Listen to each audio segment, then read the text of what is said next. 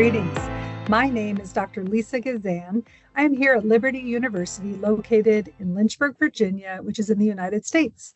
Now, I haven't always lived in the United States. I grew up in Guatemala, Central America, where I lived there the first 12 years of my life. I attended German schools, and then when I moved back to the United States, I've moved around different areas there and have lived in Kenya, Africa as an adult. And I can tell you that all the different places I've lived have all had unique cultures, and that people are complex, and there's a lot of different cultures, and cultures matter. So today I'm going to highlight the stories of nurse educators teaching culturally sensitive care. And in my research, I interviewed nurse educators, and I want to elevate their stories today and share with you some true stories from things that worked for them, things that they made mistakes in, and practices that they use to teach, and how do they foster communication. Evidence shows that nurse educators are positioned in a wonderful place to transform the future of the generation that we're teaching. Now, some quotes that came out of my interviews, a frequent quote I heard is, "You don't know what you don't know." Now, that's true. And I hear that phrase, it's a phrase that's often used, "You don't know what you don't know," which is true. But these nurse educators were saying they felt it was critical to nursing. They knew they had made mistakes. And one said she'd made several mistakes by the time she became a professor. They shared moments when they became awake. They said they were eye-opening, and they wanted to share these things and impact the next generation. They felt like it opened their eyes to the need. Now, I think of culture as a diamond. When you hold it up to the light, you look at all the different refractive influences, it helps us adapt our communication styles. It helps us build more intentionally a rapport and a connection. We can conduct better application to our assessments, our teaching. We can minimize our own bias, because we all carry that. And then we can enhance the connection and the actual patient care that we're giving. Now, these nurses and nurse educators knew they had made mistakes. They viewed it as critical. They had a fire in their belly. It was an intrinsic motivation. They talked about being brave as educators and needing to put it into the curriculum. They had personal moments that were just aha moments when the light bulb came on. One example I can give you was two of the nurses talked about calling protective services, the government agency, thinking that there was an abuse situation. One was a coining, and coining is a frequent practice in several cultures, and they saw burns on a child and called the protective services, and then were so embarrassed to find out that it was their mistake.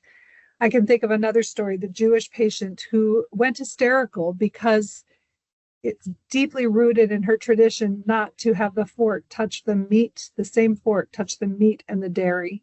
And this nurse was feeding the patient and trying to provide care. Even being cared for is culturally defined. So find out how your patient, how your student feels cared for. I talked about connecting and being able to collaborate with your patient. One example is a Muslim patient who was laboring, and her baby was in respiratory distress. And they knew this. They called the on-call respiratory therapist, who happened to be a male. Now we have a Muslim woman patient delivering who could not have a male in the room.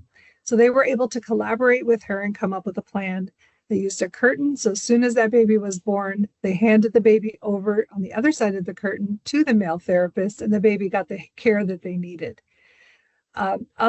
Another final story, as far as moving intrinsic motivation to the nurse educator to teach, is that the realization that people are admitted in the hospital for wrong reasons at times, like mental health. It's assumed it's a mental health issue when it was simply a cultural practice that had been misinterpreted. So these nurse educators felt like it needs to be integrated further into it. And this was very congruent with the literature. There's a strong echo for transformation. And there goes back to we need to be brave as educators to try new things and emphasize that the nurse's role is there on the front line, and we need to focus more on the diverse needs.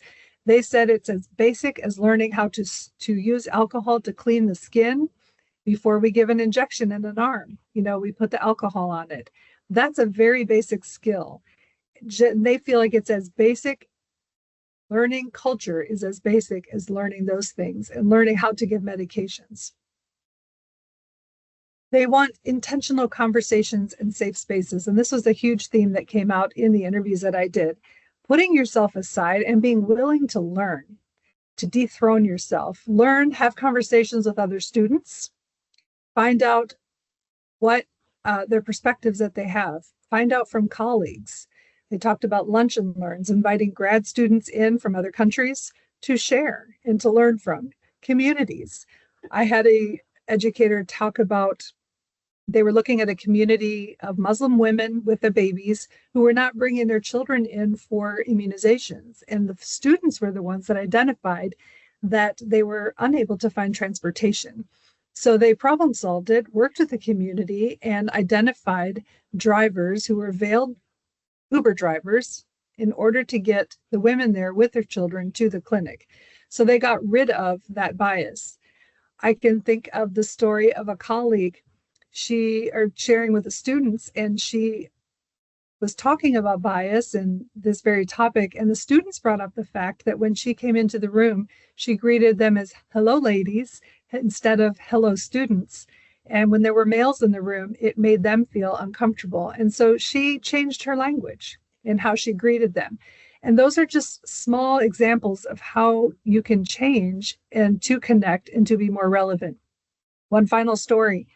One of the nurses went to a home to teach a Hispanic patient all about diabetic teaching. She did her usual traditional computer uh, teaching and to eat lean vegetables and just completely disregarded the patient's diet and was not invited back. And so she had to apologize and said, I realize what I told you is irrelevant.